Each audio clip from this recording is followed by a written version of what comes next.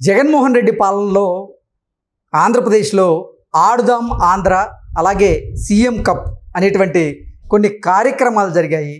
ఆ కార్యక్రమాల్లో భారీగా అవకతవకలు జరిగాయని అప్పట్లో ఆంధ్రప్రదేశ్ క్రీడా శాఖ మంత్రిగా ఉన్నటువంటి ఆర్కే రోజా గారు, అలాగే శాప్ చైర్మన్గా ఉన్నటువంటి బైరెడ్డి సిద్ధార్థరెడ్డి గారు ఈ కార్యక్రమాల ద్వారా 100 కోట్లకు పైగా అవినీతికి పాల్పడ్డారు కాబట్టి వారి మీద విచారణ జరిపించాలి అంటూ ఆత్యాపాత్య సంఘం CEO ఆర్డి ప్రసాద్ గారు సిఐడికి ఫిర్యాదు చేసినటువంటి నేపథ్యంలో సిఐడి దీని మీద విచారణ చేపట్టబోతుంది అంటూ ఒక వార్త సోషల్ మీడియా వేదికగా చక్కర్లు కొడుతున్న నేపథ్యంలో ఈ అంశం మీద మనం విశ్లేషణ చేసుకునేటువంటి ప్రయత్నం చేద్దాం.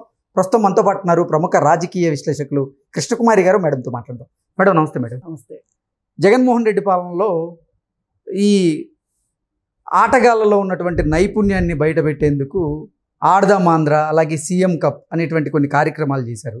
ఆ కార్యక్రమాల్లో భారీగా అవకతవకలు జరిగాయని అప్పట్లో క్రీడా శాఖ మంత్రిగా ఉన్న రోజా గారు, అలాగే శాప్ చైర్మన్గా ఉన్న బైరెడ్డి సిద్ధార్థరెడ్డి గారు ఈ కార్యక్రమాల ద్వారా 100 కోట్లకు పైగా స్కామ్ చేశారని వారి మీద విచారణ జరిపించి తగిన చర్యలు తీసుకోవాలంటూ కూడా ఆత్యాపాత్య సంఘానికి సంబంధించిన CEO ఆర్డి ప్రసాద్ గారు సిఐడికి ఫిర్యాదు చేశారు. ఈ నేపథ్యంలోనే సిఐడి వారి మీద చర్యలు తీసుకునే అవకాశం ఉందంటూ కూడా కొన్ని వార్తలు అయితే ఇప్పుడు సోషల్ మీడియా వేదికగా చక్కర్లు కొడుతూ ఉన్నాయి. ఇప్పుడు అసలు ఏం జరిగింది ఈ అంశంలో? అంటే అసలు ప్రభుత్వాలు అన్న తర్వాత, ప్రభుత్వ పథకాలు అన్న తర్వాత అవినీతి జరగదు అని అనుకోవడం అత్యాశ అవుతుంది. అయితే మరీ తలుపులు బార్లా తీశారన్నట్లుగా కొన్నిసార్లు మనకు కనిపిస్తూ ఉంటుంది. ఇప్పుడు జనరల్గా ఇంతకుముందు ప్రభుత్వాల్లో ఎలా ఉండేదంటే అప్పుడు కూడా అవినీతి జరిగింది, మనం లేదు అనడం చాలా సత్యదూరం అవుతుంది. అయితే ఏమవుతుందంటే వాటికి ఒక పరిమితి ఉంటుంది, ఒక పరిధి ఉంటుంది. ఎగ్జాక్ట్లీ ఆ పరిధి లోపల జరుగుతాయి ఏది జరిగినా, ఒక పరిమితికి లోబడి జరుగుతూ ఉంటాయి.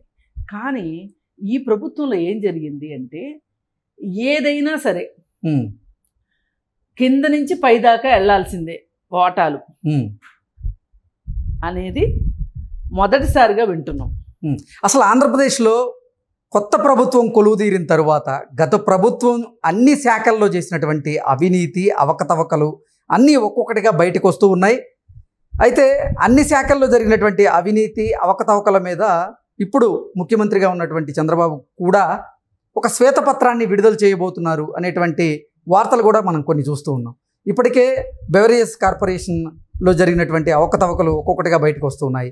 ఇప్పుడు ఈ ఆడుదాం ఆంధ్ర కార్యక్రమం ద్వారా జరిగిన అవకతవకలు కొన్ని బయటకు వస్తున్నాయి. ఇలా రకరకాలుగా అసలు ఆంధ్రప్రదేశ్లో ప్రభుత్వ మార్పిడి జరిగి వారం రోజులు కూడా కాలేదు, ఇప్పటికే అన్ని శాఖల్లో జరిగిన అవినీతి అవకతవకలు ఒక్కొక్కటిగా బయటకు వస్తున్న నేపథ్యంలో అసలు ఏంటి మేడం, ఎంత అవినీతి జరిగింది?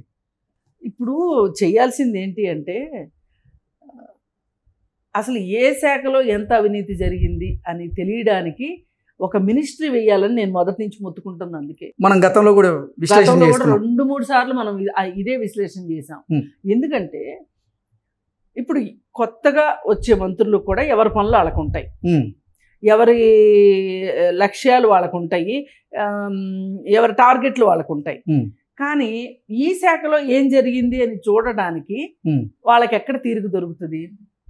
ఇప్పుడు చేయబోయే కార్యక్రమాల మీద ఈ ఎఫెక్ట్ పడుతుంది. అందుకని ఏం చేయాలి అంటే ఖచ్చితంగా దీనికి సంబంధించి ఒక మంత్రిత్వ శాఖను ఏర్పాటు చేసి ప్రతి శాఖ నుంచి కూడా ఒక శ్వేతపత్రం విడుదల కావాల్సిన అవసరం ఉంది. అవి వీటన్నిటిని కన్సాలిడేట్ చేసి ముఖ్యమంత్రి దీని మీద శ్వేతపత్రాన్ని విడుదల చేయాల్సిందే ఖచ్చితంగా. చేస్తే గాని ఇప్పుడు జగన్మోహన్ రెడ్డి ఏం చెప్తున్నాడు, నాకు ఇంత ఆదాయం వచ్చింది, ఈ తలసరి ఆదాయం పెరిగింది, కొనుగోలు శక్తి పెరిగింది, ఇలాంటి అడ్డదిడ్డమైన మాటలన్నీ సంబంధం లేని విషయాలన్నీ చెప్తా ఉన్నాడు జగన్ రెడ్డి. మరి ఇలా చెప్తున్నప్పుడు చేయాల్సింది ఏంటి అంటే, మరి నీ ట్యాక్సుల ద్వారా నీకు ఇంత ఆదాయం వచ్చింది అంటే రాష్ట్రంలో ఆదాయం ఇంత ఉంది, అలాగే అప్పులు ఇంత ఉన్నాయి, నువ్వు ఖర్చు పెట్టింది ఇంత ఉంది. ఇప్పుడు ఖర్చు పెట్టింది లెక్క కరెక్ట్గా కనపడుతుంది, అప్పులు ఎంత అయినాయో కనపడుతుంది. ఈ ఖర్చు పెట్టిన దానికి మనకు వచ్చిన ఆదాయానికి అప్పులు రెండు కలపాలి కదా. కలిపితే ఈ ఖర్చుకి సరిపోవాలి, మ్యాచ్ అవ్వాలి. మీకు సింపుల్గా ఒకటి చెప్తా. మీకు 20,000 జీతం వస్తుంది, 20,000 జీతము సరిపోదు అని చెప్పి మీరు అప్పులు చేశారు బయట ఎక్కడో. మీకు వచ్చే జీతాన్ని మీరు చేసిన అప్పుని కలపాలి. అంటే అప్పు అయినా సరే మీ దగ్గర ఉన్న డబ్బు అది, మీకు వచ్చిన జీతం ఆ అప్పు మీ దగ్గర ఉన్న డబ్బు. మరి మీరు ఖర్చు పెట్టుకున్నారు, నెలంతా మీరు ఖర్చు పెట్టారు. నెలంతా ఖర్చు పెడితే ఇప్పుడు ఆ రెండు కలిపితే 30,000 అయింది, మీ ఖర్చు 22,000 అయింది. 8,000 ఏమైంది? మీరు అప్పు చేసిందన్నా తప్పు, ఈ ఖర్చు అన్నా తప్పు. ఏదో ఒకటైతే తప్పు కావాల్సిందే కదా. ఈ తప్పు నెగ్గి తేల్చాల్సింది ఎవరు? కొత్త ప్రభుత్వం. అవును. పాత ప్రభుత్వం అయితే చెప్పదు, కిమ్మనకుండా కూర్చుంటుంది. వచ్చినప్పుడు చూసుకుందాం. అసలు మన భరోసా ముందు ఏదైనా బలాదూర్. మా భరోసా ముందు మేము ఈడీల్ని, ఫెమాల్ని, ప్రభుత్వాలని బురిడి కొట్టించిన వాళ్ళం. మాకు ఆఫ్టర్ ఆల్ ఈ లెక్క ఎంత? ఓకే. ఇప్పుడు క్లియర్ కట్గా అందరికి అర్థమవుతుంది ఏంటి అంటే అప్పులు చాలా అయినాయి, ఆదాయం కూడా ఉంది మన రాష్ట్రానికి, మరి ఖర్చు అంత లేదు. మిగతా డబ్బు ఏమైంది? మిగతా డబ్బు ఎవరు నొక్కారు? ఇది కావాలి మనకి. ఇది ఒక్కొక్క శాఖాపరంగా నొక్కారా, లేదు అనుకుంటే కేవలం జగన్ రెడ్డి నొక్కాడా అనేది కూడా లెక్క రావాలి. ఇప్పుడు లిక్కర్ ఉంది, లిక్కరు అబ్కారీ శాఖ కొంటది కదా లిక్కర్ని, కొని ఈ షాపులకి ఇస్తుంది. తన కొంత మార్జిన్ పెట్టుకొని, శాఖ కొంత మార్జిన్ పెట్టుకుని షాపులకి ఇస్తుంది. షాప్ వాడు ఇంకొంచెం మార్జిన్ వేసుకొని అమ్ముకుంటాడు. కానీ ఈ షాపుల వాళ్ళు ఏం చేయాలి? అబ్కారీ శాఖకి జమ చేయాలి డబ్బులు. ఆ డబ్బులు జమగాల. ఏమైపోయింది ఆ డబ్బు? ఏమైపోయిందంటే అక్కడ డిజిటల్ మనీ లేదు. డిజిటల్ రూపంలో పేమెంట్లు చేస్తే మనకు లెక్కలు కరెక్ట్గా ఉండేవి. కొంత క్యాష్ కూడా అవుతుంది, అసలు క్యాష్ అవ్వదని ఏమి లేదు. ఎన్నిటినీ నమ్మకంగా అప్పచెప్తే కొంత నొక్కేసినా కొంత కొట్టేసినా అది వేరుగుంటుంది. కానీ ఏం చేశారు ఈ షాపులు వాళ్ళు? వీళ్ళు మళ్ళీ ట్యాక్స్ కట్టాలి కదా. ఇట్లాంటి వాటి దగ్గర వీళ్ళు దీన్ని లెక్కలు సరిగా చూపించాల. ఎవరికాళ్ళు మేము బాగా తాగామని చెప్తున్నారు, మాకు రోగాలు వచ్చినాయి అని చెప్తున్నారు. గల్లాపెట్టిలో చూస్తే డబ్బులు లేవు. ఎందుకు లేవు? సాక్షాత్తు పురంధరేశ్వరి వచ్చి కొన్ని షాపుల దగ్గర స్ట్రింగ్ ఆపరేషన్ చేసి ఆవిడ ఏం చేసింది?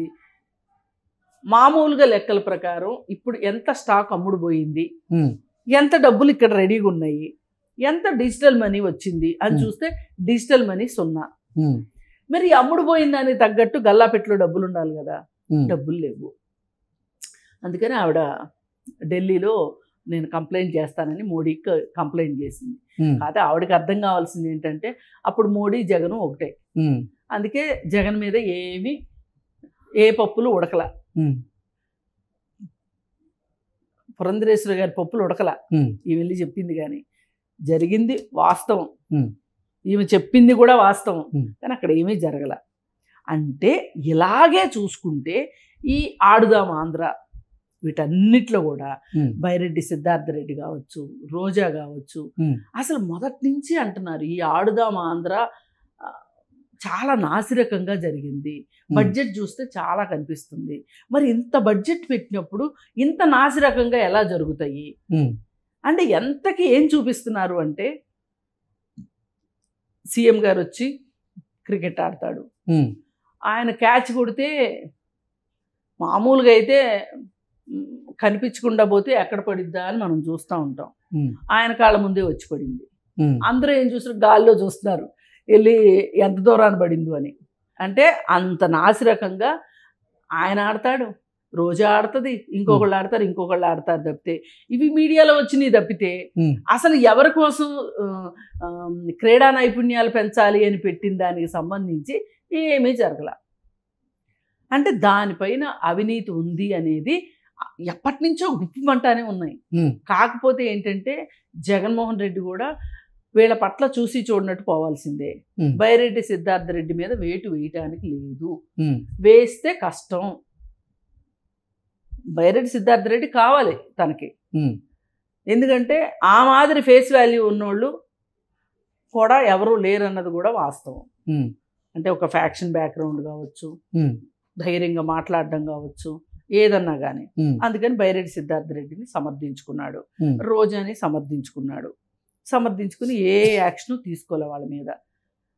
పైగా అసలు పర్యాటక శాఖలో జరిగినన్ని అక్రమాలు అసలు ఎక్కడ ఇంకా ఇంతవరకు ఫైల్స్ ఓపెన్ కాల. అసలు పెద్ద ఫైల్ వేరే ఉంది, తిమింగలం వేరే ఉంది. చాలా చిన్న పిత్త పరిగి గురించి మాట్లాడుతున్నారు ఇవాళ. ఇది చాలా చిన్న విషయం. అసలు తిమింగలం ఏంటి అంటే వైజాగ్లో ఋషికొండకి బోడిగుండు కొట్టారు కదా, అది చాలా పెద్దది. నేషనల్ గ్రీన్ ట్రిబ్యునల్ వాళ్ళకి అబద్ధాలు చూపించి వాళ్ళని కిందకి రానికోకుండా హెలికాప్టర్లోనే చూపించి అక్కడ వీళ్ళు తవ్విన దానికి మొత్తానికి గ్రీన్ పట్టాలు కట్టేసేసి వాళ్ళు వెళ్ళిపోయిన తర్వాత బిల్డింగులు కట్టారు. ఇది అసలైనది వస్తుంది, రోజా మెడకి చుట్టుకుంటుంది. ఏదో అనుకుంది, నాకేమీ కాదు అనుకుంది. కానీ ఈ శ్రీలక్ష్మి కంటే తెలివైంది ఏం కాదు రోజా. ఈ అరబొర్రలకి శ్రీలక్ష్మి ఇవాళ చూడండి, శ్రీలక్ష్మి బతికేమైందో. చంద్రబాబు నాయుడు దగ్గరికి బోకే తీసుకొని వెళ్తే, నువ్వు వద్దు, నీ బోకే వద్దు, కొంచెం దూరంగా నుంచో, అక్కడి నుంచి కొడతాంది కంపు అని చెప్పి పంపించేశారు. ఒక ఐఏఎస్ ఆఫీసర్కి ఇంతటి పరాభవం జరగటం చాలా దురదృష్టకరం. ఇప్పుడు ఎవరైనా రాజకీయ నాయకులు కావచ్చు, ఎవరైనా మంత్రులు కావచ్చు, కానీ ఒక ఐఏఎస్ ఆఫీసర్ అవటం అంత ఈజీ కాదు. మరి అలాంటి ఐఏఎస్ ఆఫీసర్ ఎంత ప్రైడ్తో కూర్చోవాలి, ఎంత ధీమాతో ఉండాలి, ఎంత ధైర్యంగా ఉండాలి. అవసరమైతే ఆ ఆఫీసర్ దగ్గరికి ముఖ్యమంత్రి సైతం నడుచుకుంటూ వచ్చి మాట్లాడించాల్సినంత పవర్ ఉంది ఐఏఎస్లకి. 34 ఏళ్ల సర్వీసు, మీరు అటన్నిటి తాకట్టు పెట్టేసి ఇవాళ ఆమె పరిస్థితి అది. సరే, ఇప్పుడు రోజాకి నేనంట వీటి గురించి ఏమి నాకు ఈ 100 కోట్లు ఏంటండి, అంతకంటే ఎక్కువ పర్యావరణానికి విఘాతం కలిగించిన కేసు అది. ఆ కేసులో వీళ్ళకి 2-3 జన్మలకి సరిపడా జైలు శిక్ష. అమెరికా లాంటి దేశంలో అయితే 5 జన్మలకు సరిపడా, అంటే 500 ఏళ్ళు శిక్ష వేస్తారు. అర్థమైంది కదా? అందుకని నేను దానికోసం ఎదురు చూస్తున్నా. ఇది అసలు నాకు జుజుబీ అంటారా? అంతే. Okay madam, thank you so much. Thank you.